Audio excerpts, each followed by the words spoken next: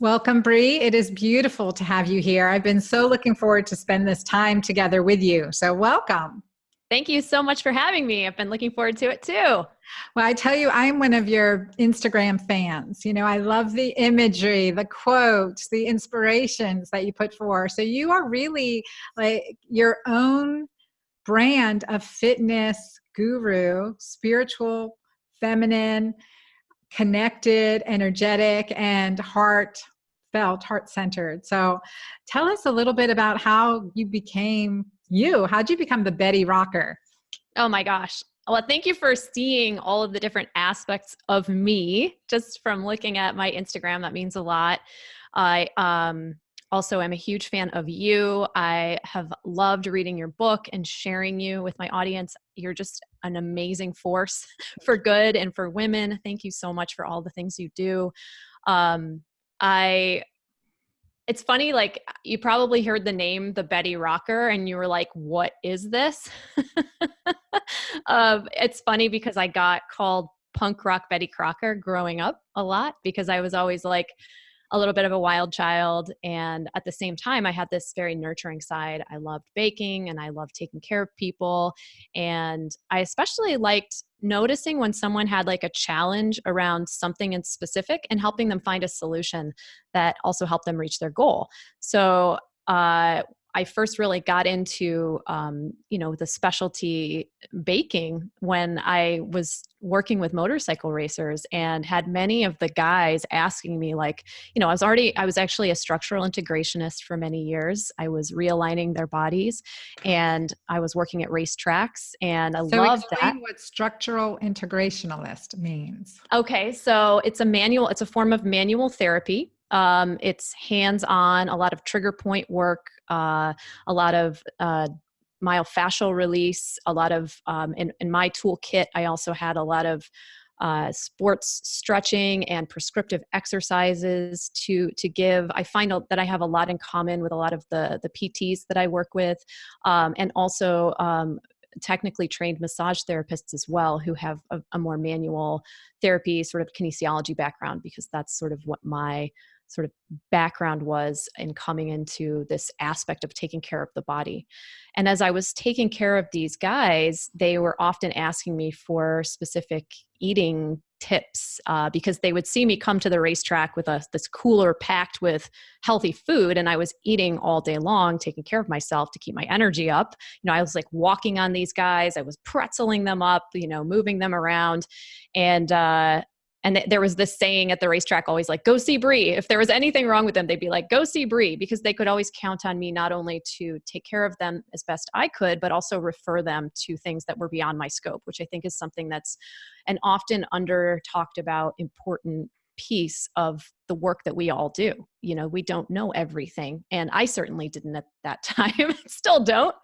But they were the ones that asked me for like eating help. So I went and got more certifications, and I started writing my very first meal plans, and also started a blog to sort of follow the journey that I was on in healing my adrenal burnout, which is something that kind of happened from going a little too hard, too fast, too long, which, you're more of an expert on than I am. But I certainly learned the hard way what happens when you crash your adrenals and burn out your energy very early in my early 30s.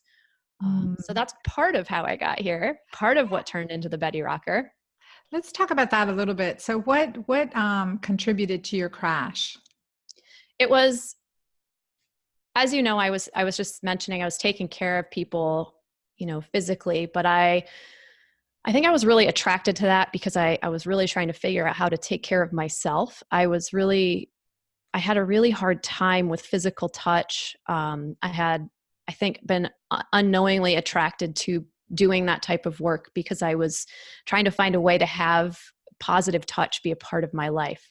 And that kind of, a trauma history with a lot of physical abuse is just, it was an important part of my journey. And that I had a lot of outlets for the underlying like stress I was always under from a lot of that past trauma. And a lot of it exhibited itself in a lot of risk-taking behavior. I craved adrenaline because that was the only place I felt really calm. I was constantly anxious, and I would mitigate that. I was very socially anxious, and I would mitigate that with a lot of alcohol abuse, drug abuse, and overtraining. I was chronically overtraining because I was obsessed with, how I looked. I wanted to be strong to protect myself, but also wanted to be strong because I really experienced I felt confident when I was validated by the way I looked. So I just had a lot, kind of a soup of a perfect storm for burnout, I think, going on that I didn't really understand. That's huge. And thank you for sharing. So, physical assault, sexual assault in general, trauma, all of that creates a physiology under the surface, right? So there's that underlying, under the surface physiology. It's like, example, the duck swimming on the water, paddling like crazy under the surface. And physiology, because I've had the same, trauma or similar, sexual assault, loss of my son, accident, trauma, PTSD. It's that constant physiology under the surface that can create this massive disconnect. And highly intelligent people, highly motivated people compensate through a sort of self-medicating, the workaholism. I know that was one of mine too. And also, what we can gain, what gives us a perspective of perceived control in our life. And then there's the underlying, we cannot blame ourselves for oxytocin seeking behaviors as a form of self-medicating this physiology that I call the oxytocin cortisol disconnect. So it may be sexual, it may be, risk taking, it may be alcohol, it may be shopping, it may be, just, pushing the envelope in so many ways to give us dopamine, give us oxytocin. And that's physiology. And so highly productive, highly intelligent, highly aware, intuitive people can find themselves just, paddling hard and fast. I love the duck analogy. It's so perfect. Like you're on the surface, everything looks so serene because you have this illusion that you're in control. And then actually under the water, everything is complete turmoil. Have you read Gabor Mate's book, When the Body Says No? Mm-mm. It's an incredible book that I would recommend. It's all about the stress disease response. And he's done an enormous amount of research around these chronic diseases, so many of which are traced back to sexual trauma, physical trauma, but really just the stress response that's a result of, bad things that happen that we have unresolved in ourselves. And that was certainly true for me, and my body was saying no. And that's why I burned out so hard. And it was really that huge crash that I had where, I just, no matter how much I trained, I was still gaining weight. I was, and I'm 31, right? I was 31 and I was just exhausted all the time. I had that tired and wired kind of a feeling. And my libido was completely gone. And that was odd for me because it had been such a supercharged sort of aspect of myself for so long. And I decided, I went to see a naturopath, which was really fortunate, who diagnosed me and helped me kind of get on track. But I decided to go kind of back to my roots. And I had gone to Tufts University and was studying nutrition in indigenous cultures. So in anthropology, that was my major. Of course, I dropped out after 2 years because I was just too much of an adventurer. I couldn't stand being in college. But that was really what I was the most interested in. And I went on to pursue more training in that regard later at Florida International University and then later in Colorado. But I was just so fascinated by how people have used food as medicine.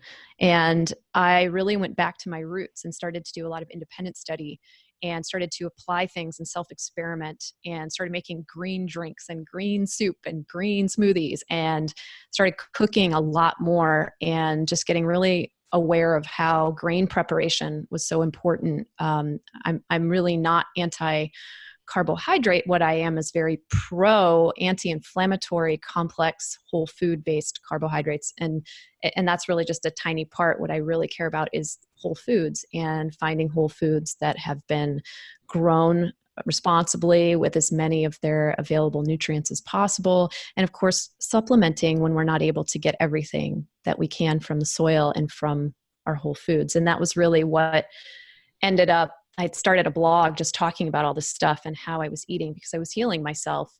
And it was about a year into the blog that I got an email from Whole Foods Market, and the healthy eating specialist was like, "Hey, Betty Rocker, one of our team members is being featured as the healthy team member of the month, and she's lost 50 pounds over the past year." And when we asked her what her success was really being attributed to, and she said, "It's Betty Rocker. I read her blog. She comes into the store. I've met her. She's the reason behind why I was able to have this transformation." And I mean, 50 pounds over the course of a year is a really healthy, really good Yes. kind of weight loss, especially if you're just looking at actual body weight loss, because this isn't, accounting how much muscle she may have gained in the process. And she was in her early 50s at the time. Anyway, it was really great. And they asked me to start teaching cooking classes. And that's where I started to sort of develop really the confidence that my blog was actually really serving people, because I had been writing it just to help log all of the things I was doing that were helping me. And it ended up really helping someone else, specifically someone who I knew. I met her at the store. I would talk to her. I was always fascinated by like what the people that worked in the store knew about the food. Like, where did it come from? Is it fresh? And like, because I feel like people who, a lot of the times what's so interesting is so many, I had an assumption that people who work in places where they have this abundance of food would know the most about it, would know how to take care of themselves. But I found often the opposite was true. It was so frequently that we're up so close to and have all of this abundance of information, and we're overwhelmed by choice, or we're overwhelmed in knowing how to take care of ourselves. So I just really wanted to make things simple and accessible. And that was really kind of the foundation of the Betty Rocker blog and of everything that I do. Well, I tell you, you've done amazing. Now you have over 267, 300,000 followers on Instagram. You have an amazing blog, amazing presence, and a podcast. And you are embodying a work-life passion that is serving you and serving others. And what I liked, you said, that you, through helping you help someone else. So helping me, helping you. And I want to emphasize that, like, write it down, everyone who's listening, helping me, helping you, because when we can't give from an empty cup, right? We have to help ourselves in order to help everyone else. And especially for busy working moms, I mean, it's crazy, like often we're the last on our to-do list, and that doesn't create much sanity in the long run and in the short run, for sure. So helping me, helping you. And that's a really good way to approach it. And that now you've served and helped hundreds and hundreds of thousands of other people. So I want to congratulate you from that. Now, when you're, as you've transitioned more into the whole recognizing how this underlying physiology affected your physical health, you've incorporated that into your messaging, into your training, into your coaching. And I want you to talk about that too, because what drew me to you, number one, we met with JJ Virgin out in, where were we? I don't remember. Austin, California, Austin. San Diego, Austin. Yeah, we were at Michelle's event, which was so awesome. And we got to, I think it was we were in the VIP, and of course, we were so in the VIP, Anna. There you go. It just means good champagne. I loved it. And so was able to, connect with you and just feel like energy, sincerity, compassion, and a desire to connect. And so that was definitely what attracted me to you and your messaging, and has piqued my interest. Now I'm like, okay, I'm doing whatever you tell me to do, Bree. Just make it easy. Just give me one thing a day. And that's actually what I ended up creating, something that is really meaningful to me. over 2 million people have actually taken my Make Fat Cry 30-day challenge. And I named it Make Fat Cry because it was such a catchy, fun slogan on Instagram that kind of made me laugh, and I think a lot of what I have really focused on doing, my family will tell you this, anyone who knows me will tell you, Bree is really good at meeting people where they're at, because I don't expect everyone to know everything that I know. I didn't know everything that I know when I was starting out. And had you come to me and given me this big spiel about the inner workings of the body and how all the systems affected each other and how I really needed to start with sleep, I would have been like, cool, but what workout can I do? And I really had a focus on my body, the way it looked. And I think that we are so indoctrinated to think about our body and the way it looks. And this is like a natural thing as well. I mean, it's part of our brain chemistry. I mean, we know that the way our body looks on the outside has a lot of correlation to how we feel on the inside and to our health.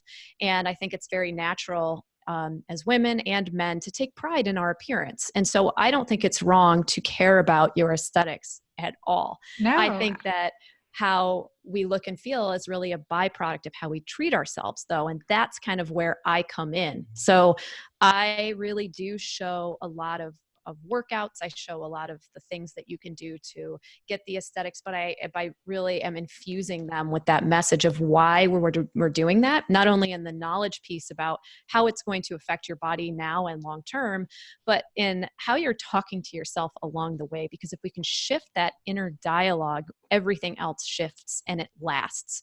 And the Make Fat Cry challenge piece was so that I could give people, because you just said, tell me what to do each day. The Make Fat Cry challenge gives you something to do each day. And it's free, actually. It's a 15-minute a day workout video that I send you via email. And you can get it if you just go to makefatcrychallenge.com.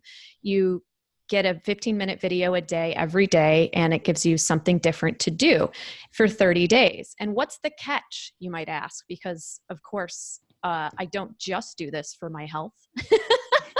The catch is that the video goes away every 24 hours.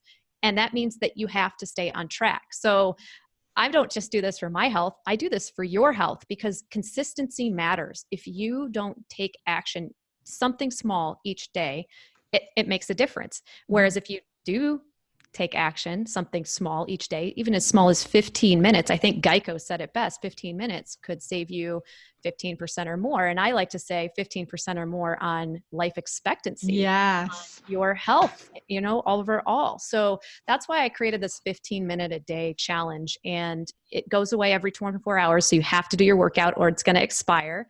And it's different every day. They're not all hard, intense workouts. They really are. They're written by someone who knows the body. And, I'm a CHEK certified fitness instructor, and I really understand function as well as aesthetics. And what I primarily do, and a lot of the programs I've created, is help you like realign your body through corrective exercises combined with, fitness type exercises. I mean, they're all fitness exercises, but people write me afterwards and say, I got so much, I have better posture. I'm standing up. I'm an inch taller. It's crazy. And thanks to you referring me to go see a physical therapist or a chiropractor, because I was telling you, I'm having knee pain. What exercises can I do to avoid the knee pain? I'm like, no, don't avoid that. Go treat it, then come back to the exercises. A lot of but you asked me what you can do each day. The Make Fat Cry challenge is a good one. Perfect. Make Fat Cry challenge.com. All right. Makefatcrychallenge.com. I wrote it down. And I think one thing you said, aesthetics is a big deal. I mean, we have to take care of our bodies. Doesn't matter how old we are. And I went through that in my 30s where I was, fat mom and gradually unhealthy, and really, but so highly compensating, right? Like compensating, work, 80, 100 hours a week. And the body was, in rebellion for sure. And I want to make that like, it is important that we care for this body. Biblically, it's that we say the body is the temple of our spirit. And it's the word temple, actually translated from the original, is the word for cathedral. So the body is the cathedral of our spirit. So ornate, decorated. Every detail matters, right? It's important. And what's really important is a strong foundation, or it completely crumbles. And for our spiritual energy, because our spirit is energy, our body is energy, our hormones are energetic molecules. In order for us on the physiologic, hitting deep science and the physiologic level into quantum physics, we need healthy structure and function. We need healthy neuronal pathways. We need healthy cell membranes for cell-to-cell communication. So it starts small. Physiology is critical for behavior and muscle building, strong bones, strong brain. And so creating a physical routine that fits into your life and that you can have fun with is longevity producing the blue zones. I'm writing a blog right now. I'm doing my birthday blue zones, and I don't know what else. Blog. So birthdays and blue zones blog. And so I was looking at a lot of the blue zone research again, because I just think it's so cool to look at cultures. And as an anthropologist, like just that background in anthropology, I love world cultures. Like what has been done for thousands of years in a society that has flourished or collapsed, right? Mm-hmm. So one thing is move naturally, walk to the grocery store, carry your bags, don't push them, Sit on the floor if you're working at your desk, and sometimes instead of on a chair. Yes. Yeah. Yeah. And so that concept of moving naturally and how you can incorporate that into the day is critical. So I'm excited about this Make Fat Cry challenge. So listeners, get that Make Fat Cry challenge. Anna, I just want to say how much I love what you said about the cathedral. It's such a beautiful way to describe it, and about decorating it. And that's such a natural thing. I describe the body as a vessel of awesomeness, personally, and the way we talk about it. And I just really think about it as a vessel because of everything of crucial importance that it houses. And I feel like it's, working on our physical body is a gateway to working on our mind, our spirit, all of the things. And it doesn't have to be done in that order, but so many people who I meet where they're at, it's the body that they're focused on. So it's the body that I meet them with. And that's how we get to the other parts that end up making the biggest difference long-term. So it sounds like we're so aligned in the way that we approach this. We are. And I want to dig deeper into this, because so many times it's something energetically that's keeping our body where it's at, whether it's pains, aches, obesity. There are other factors. And certainly hitting back to sexual assault and sexual trauma can take us inward, can make us cover us with fat, sense of unattractiveness. It doesn't matter how attractive we are.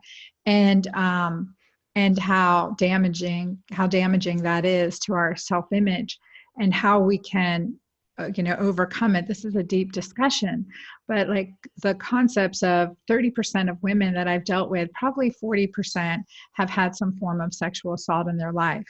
And for many of them, what I see, especially in this perimenopause time period, and this is the period I call neuroendocrine vulnerability, age 35 to 55, there's this resurfacing of that trauma. We have a harder time with menopausal symptoms, have a harder time with mood swings, irritability, and that's just this whole neuroendocrine vulnerable time period. So past traumas can erupt, or come back to surface. In particular, in that specific time of a woman's life, is what you're saying? Yeah. And so this is where, gaining the different spokes on the wheel, so to speak, different ways that we heal our body and recognize the body, mind, and spirit are connected, that this is a function of working together, all aspects of our whole self, in order to gain whole health. And I wonder what your experience in working with women who have had sexual trauma is in reclaiming this self-confidence body image, but connecting them back to their heart, their soul, and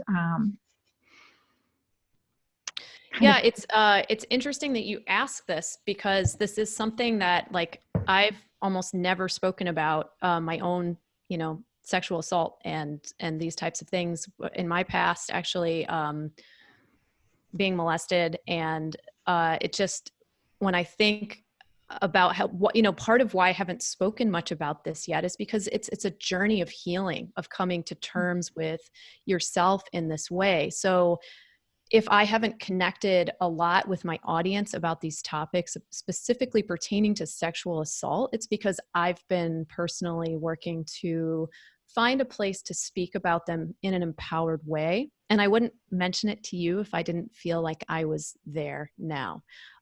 It's something that I feel really is pervasive in our culture. And it's not just the actual physical assaults that happen. There's an assault on our psyche that happens almost every single day. And it's so pervasive. It's everywhere around us. And I remember being in 6th grade, sitting at a table in the library with 4 other little girls. And one of them read a statistic. And it's crazy that this is in 6th grade. And she's like, 1 in 4 girls is sexually assaulted.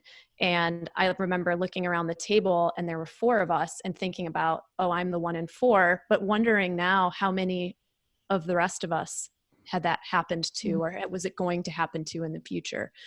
And, there's just this, it's almost like if we don't talk about it, we don't ever get to heal it, not only for ourselves, but for everyone around us. And as a practitioner yourself, I feel, you're working a lot more one-on-one with people. I'm working one-to-many. I'm teaching fitness programs. I have an inner circle, an amazing community of women, and they talk about a lot of these things in that community. And there is such an important aspect of having community, of having a community of women to support you. And I think that is probably, that's been the place where I feel like I've created the safest space for everyone to bring all of the things that are, on their hearts, and that they're weighing them down in their bodies. And I feel like so much of the weight that we carry comes from this sort of psychological weight that we are literally dragging around us with us. Because why is it that we can't actually lose the body fat? It's not really, even when we're exercising and we're eating properly, like, why is it that our hormones are going crazy? Is it because we're old? Is it because of some external factor? No, a lot of it is internal. It's cellular. It's stress that we carry with us constantly, chronically, from all of these things. And not only things that have happened to us, but that are constantly being put on us. Like, all I have to, like, I talk to my tribe a lot about doing a social media detox, like going through and seeing, who are you following that makes you feel disempowered when you look at their feed? Whose messaging out there isn't actually uplifting you? My friend Sherry Salata, who just wrote the beautiful, I love Sherry. very amazing. One of my favorite concepts in her book is this word upliftment. And when I read that book, that word, I said, oh, that's so beautifully, it articulates what it is that I feel like is my life mission, is like this. It's not just about empowerment. It's about upliftment. Like, how can we reach everyone up along with us? And this is something why we're so connected through JJ, because this is what JJ does, and all of the strong, powerful women that we surround ourselves with. And what you and I are talking about right now is community, is having a strong, powerful community of women to have a shared experience with, to examine what's happening to us, what's happened to us, what's happening around us in the world, to talk about it collectively, to gain strength from each other, to use each other's collective experiences to uplift ourselves, to empower ourselves, and also to resource ourselves. I've been so fortunate to have found EMDR therapy, Yes. which for Yes. listeners who don't know, it's eye movement desensitization reprocessing. And if you're watching the video, you'll see me, I'm moving my finger back and forth because it's like a light sensor that goes back and forth while you are processing some of your trauma. And it can be incredibly restorative and reparative and have these far reaching effects. It's taken me from being extremely reactionary to being able to really be present and be more centered, and obviously have a much more rich, fulfilling life and deeper connections. Bree, I think EMDR is something I write about in the book too, and I found it essential, going back to our duck analogy, right? That pedaling under the surface. EMDR helps calm that down, like disconnect from that constant stressing under the surface. The Hormone Fix. If anyone hasn't read The Hormone Fix by Dr. Anna Cabeca, let me just say what an amazing book this is. It is so amazing. You have Thank done you. such a tremendous amount of work. And I think I mentioned at the beginning of this interview, but so many of my readers and members in my beautiful Rock Your Life community have that become your fan and comment about your work, because so many of my women are, they're in that period of premenopause or postmenopause, and I'm not quite there yet, but I know I will be. And I'm so grateful to have this resource to know how to prepare myself, what to look for. And, and you're connecting all the dots like that are so essential to really fully integrating everything. Well, it's been a long road, right? We, help me to help you. Yes. And that's definitely all throughout the book. But I found EMDR to, be this beautiful speed therapy. And like you said, instead of reacting, learning to respond, right? You're again integrating back into your body, into your spirit, so that you can respond. Listen And and respond, listen and respond. And listening also so important, because we tend to drown out what someone else is singing when all we can hear is our own fear or our own stress response. So I feel that we can be more responsive when we are able to also take in more by listening. yes, I agree. Again, the work starts with awareness, because like if we can say, and I can say personally through, past traumas, adverse childhood experiences, those are, we may say, well, I have dealt with that. I have found with EMDR, I've been able to really deal with it, Mm-hmm. really to clear some neural pathways that were hyper responding. It's fascinating. It's so fascinating to me. So it comes with a combination of things, and that brings us back to empowering our physiology through physical health, how we nourish it, as well as how we nourish it with what we eat, how we nourish it with what we see, how we nourish it with what we think, hear, and feel. All of And how those we aspects. move. How we move. So give Yes. us what's your favorite. I'm going to go to movement too, because I know I'm just going to be just like all the other, my listeners too. It's like, okay, give me a movement that I can do on a daily basis that will help me just get into my body So that you love. a movement that I love. Mm-hmm. Actually, it's funny because it's a movement that I hate and love at the same time. And Oh. I've learned to love it because the more I've practiced it, the better I've gotten at it, and the more it serves me. But there are two things that I like to do almost every day. One is sun salutations. So I always I love creating rituals for myself. I think that having some type of ritual each day, even if you just do 5 minutes of it, of something that's just for you, can really help make you feel like you owned your day. When I don't make time for my mini meditation or my sun salutations, I feel like the day owned me.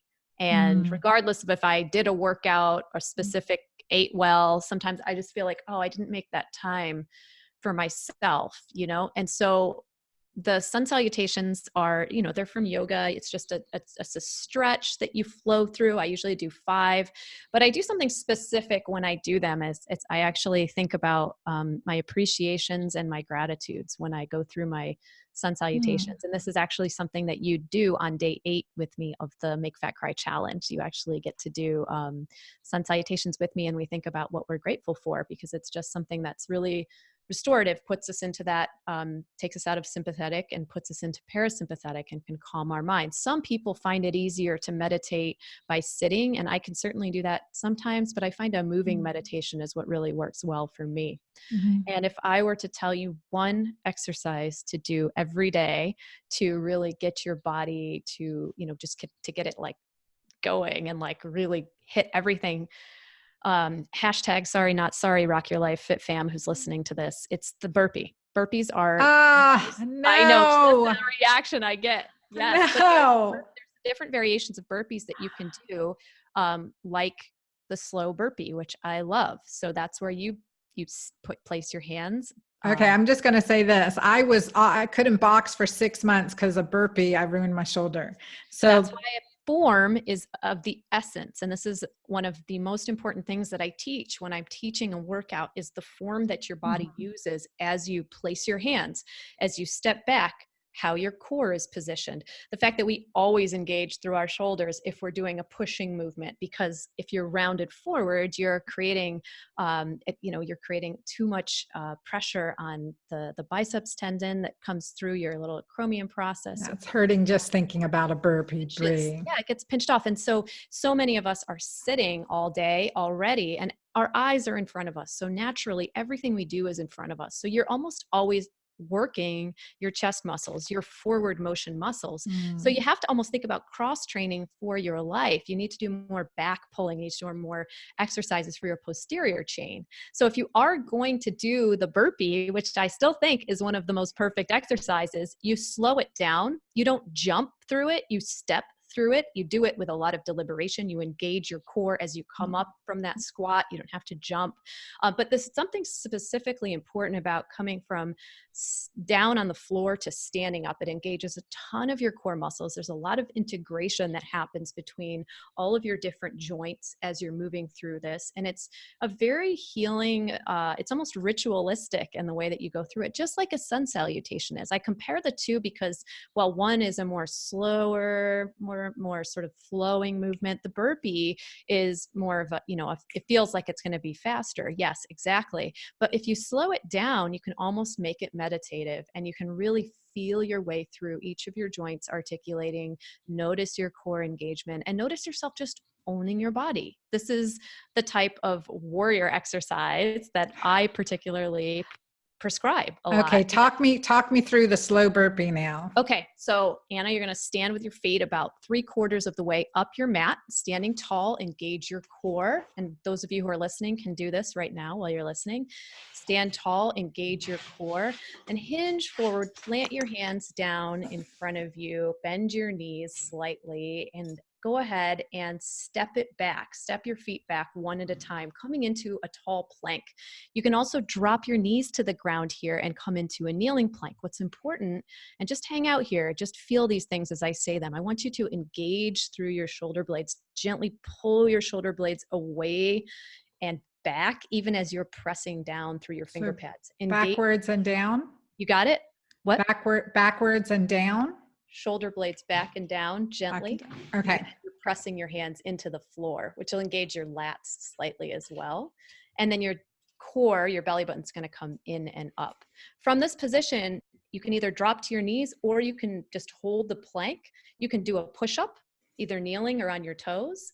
And then you're going to walk one foot out to the outside of your hand, and then you're going to walk the other foot out to the outside of your other hand. Load the weight back in your heels and come to standing. You've just completed your first slow burpee. And I love this one because you're getting a little bit of a sumo burpee, which really targets your glutes. And you're getting that sumo squat as you come up because your feet are going to be out in a nice wide position, which I love. And you squeeze your butt as you come up. That's basically it. Okay, I will try again. I will. And by the time we publish this, I'll put a comment in our blog and show notes about the slow burpee. And if you want a little extra variation when you come up out of that slow burpee and you come to your standing, drive one knee up and then drive the other knee up. So do like a march in place so that you get a little extra lower ab bonus. Okay. All right. Good. I'm doing it. So I'll be doing it. I'll incorporate that into my daily routine and see. All right. Shoulders back and down. I know the big thing is shoulder protection. So I'm a boxer.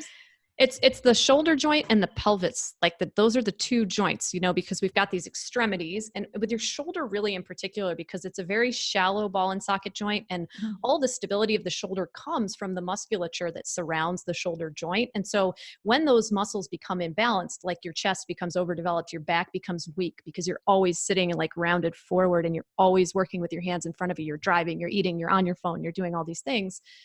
You forget how weak that back is, and you go to see someone who, and you're like, work on my back, and all they do is dig into your back, and you feel good for like a day, but then it comes right back. It's because those muscles were stretched out. They were weakened. What they needed to do was really open up the trigger points in your chest. What they needed to do was tell you, strengthen your back muscles, stop rounding forward all the time. We want to treat the root cause, not the symptom. And that's part of what I'm able to do with the exercises that I teach and the workouts that I do, and the awareness of the body from the inside out, which is so essential. Like exactly like you do. We just Yeah. Well, different angles. yeah, I like what you said. And, about as an osteopath, I went to osteopathic medical school. So working the opposing muscle groups, right? Yes.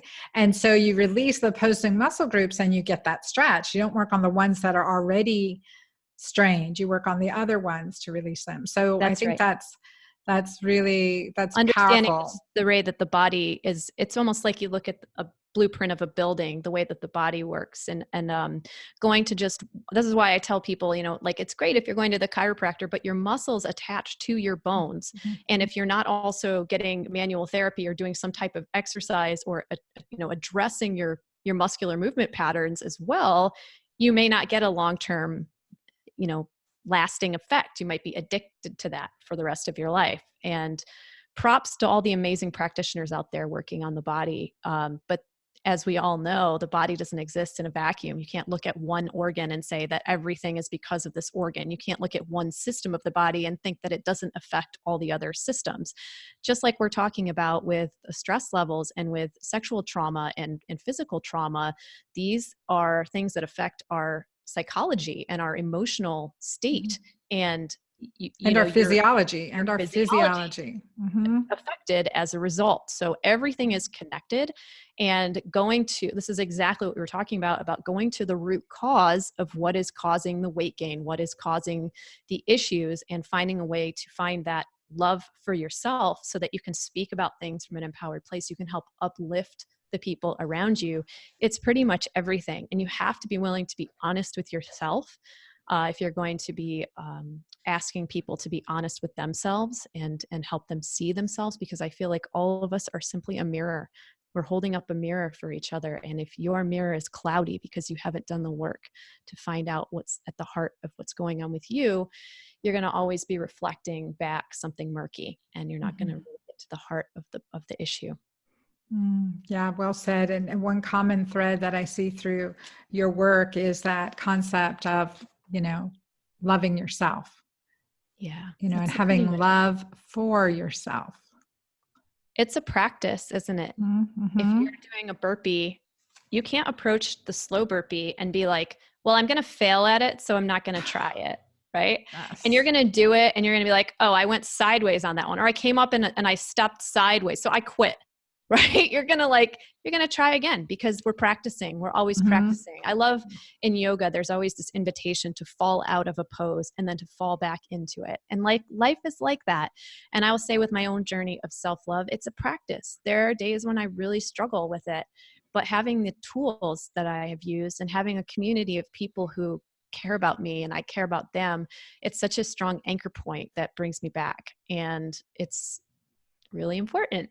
And that's the foundation of the self-love. So what is something that you've said to yourself and said to your clients to ignite that self-love or reconnect with that self-love when you're not feeling it? Oh, thank you for asking. I think I should just have this tattooed on me, actually, this word. It's another fun word that I found on social media, and I kind of claimed, like I sort of claimed Make Fat Cry Talent, because these phrases were out there. This one is flossom. And flossom is really fun because, I love that I'm perfectly imperfect. Oh, I get it. Okay. It took me a second, like awesome to flossom. Okay. And I'm awesome, right? I know that and it takes the pressure off me. I don't have to be perfect. It's like what we were talking about with the practicing things. You don't have to do the perfect burpee to be practicing burpees correctly.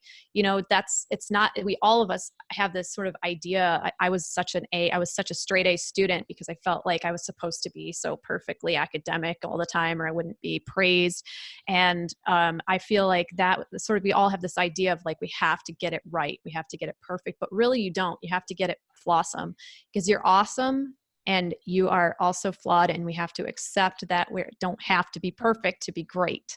And that, I think, helps me mentally get past my hurdles. I remember when I first started teaching fitness classes and fitness to my members and on my online classes, and if I would make a mistake, was I supposed to stop? Because I recognized early on that if I had stage fright or I was worried about how people were perceiving me, that was all about my ego. I was Mm. all worried about what people thought about me, instead of remembering I was there to serve them. I was there to help them. And if I made a mistake and I could laugh about it and keep going, it gave them permission to make their own mistakes and to keep going. And so I got over myself, and I just allowed myself to be effing flawsome, Anna. That's what I am. And Yes, you are. thank you. And that's really a big piece of the self-love for me, I think, is why that is why I brought that up, is because we think that we're only worthy of love when we have a perfect six-pack abs. We think we're only going to be worthy of love when we can wear a bikini. We think we can only be worthy of love when we have our career dialed in, or we make $1 million, or we marry the perfect person, or we don't have cellulite, or some bull crap that just is simply not really human or true. It's an idealized image. I don't know who idealized these stupid images in the first place, but they did it to sell products that I don't need. So I'm going to create my own version of awesome, and I'm going to represent it. And I'm going to love myself as hard and as fiercely as I love my best Mm. friends. And I think this was a tool that really helped me a lot, was thinking about what I would say to someone I loved who was struggling. I would think about how I would support her. And I'd be like, ooh, I'm not saying that to myself, am I? I'm saying the opposite. I got to get a handle on that, right? So when I have troubles now, I write down my troubles in a note app in my phone, and I assign them to someone I love, and I give that person advice about the problem. And then I take my own advice. And I it's a love hard that. exercise to do, because it makes me like be super radically honest with myself, but it's so helpful because I'm Mm. smart. And if I get out of my own way, I can be smart for myself. Mm-hmm. Absolutely. Your own best coach, right? Even the best Yes. athletes have coaches. And this is fascinating, and you'll love this story. I had a client who was in one of my Magic Menopause programs, and she got on finally and opened up during this one of our final calls. And she says, Dr. Anna, I've just felt like I don't deserve to be healthy. And she just cried. And so I asked her, why did she feel that way? And she said, it's been a long time, even since I was a child. I said, well, go back to yourself as a child. And what would you tell that child like self of you? What would you tell her? And how would you talk to her? What would how would you represent her to her? And then she was just, that she's loving and she's unselfish and she's kind and she's playful and she's generous and she's caring and she's helpful and all these beautiful characteristics. And I said, well, that's your truth then, and that's your truth now. We have to recognize that all these things, the words that have stuck to us over the years aren't our truth. And so releasing that is liberating. And I got an email from her today, and she said, the amount of progress she's made in these last 3 weeks has been amazing, because she now thinks of herself as this, that those 6-year-old qualities, whenever she starts getting in, I don't deserve it. It's my fault. It's this, that, and the other things that she's carried on, the weight she's carried all these years. And just a renewal in her energy and her voice and her messaging has been truly inspiring. And this is someone in their 50s, right? So She's only halfway. She's only halfway through her life. Yeah.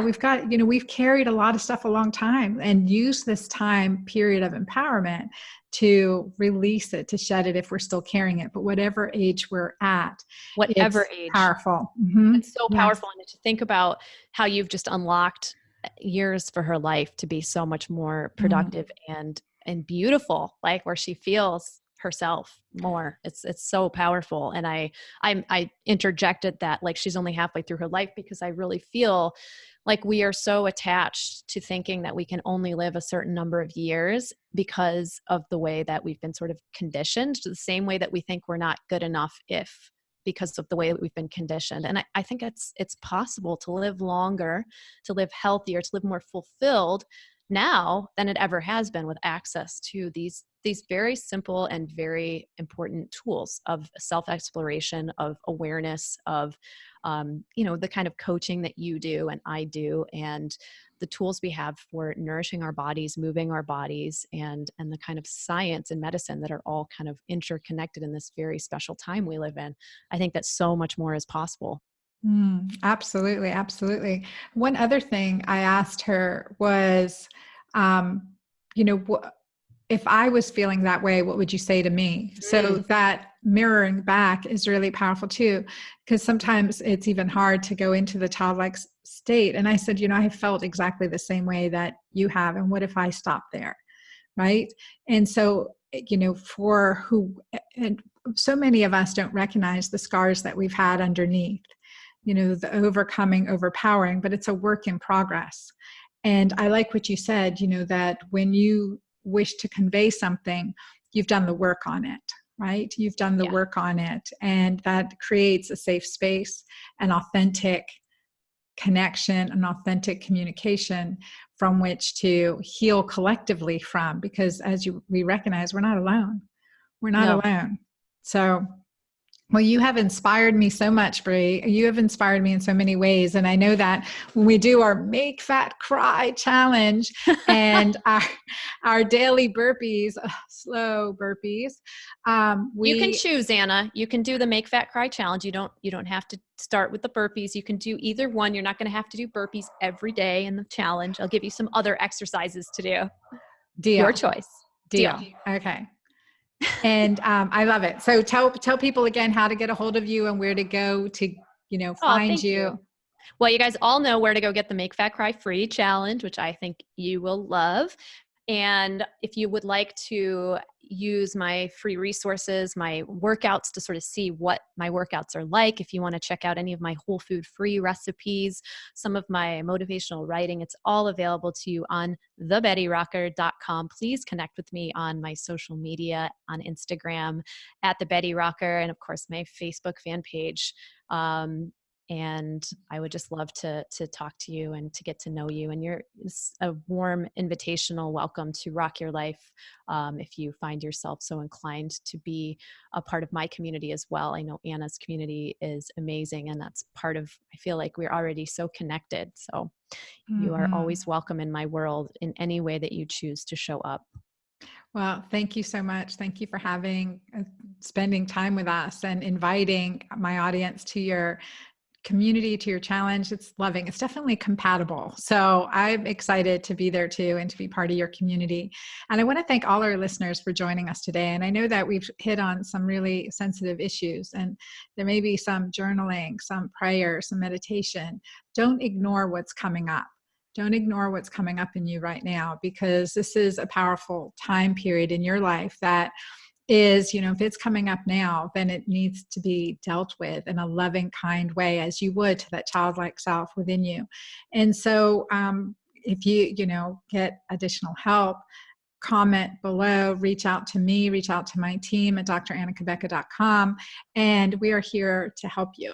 This is a powerful connecting of our body, mind, spirit, energy, and working through underlying physiology. That's not our fault, right? That's not our fault that we can heal and we can fix. And it doesn't matter how long we've been dealing with any of these underlying issues that could be impeding our personal growth and fulfillment and joy. So we want to live through a life of joy and look at life with love and remove the fear base that we may be dealing with right now. And I know some of you listening are. So I encourage you to reach out.